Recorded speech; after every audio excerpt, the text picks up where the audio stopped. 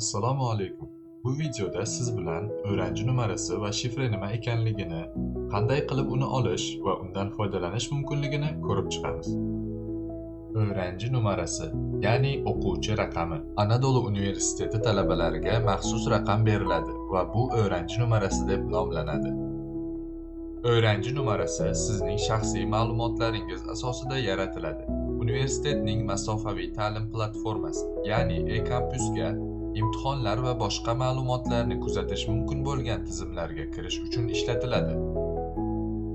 Shifra nima? Shifra bu universitet tizimi va platformalariga kirish uchun ishlatiladigan parol hisoblanadi.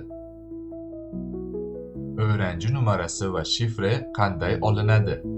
Universitet tomonidan rasmiy talaba sifatida qabul qilinganingizdan keyin sizga o'renchi numarasi beriladi.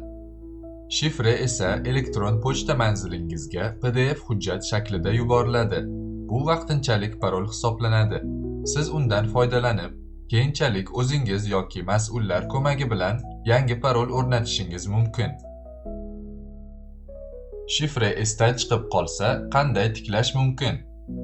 Universitetning rasmiy veb-sayti orqali, rasmiy elektron pochtaga murojaat qilish orqali, sizga eng yaqin ofisga tashrif buyurish orqali tiklash mumkin.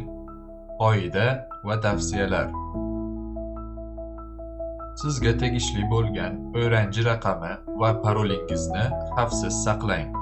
Parolingizni hech kimga bermang va uni 3 oyda bir o'zgartirib turing.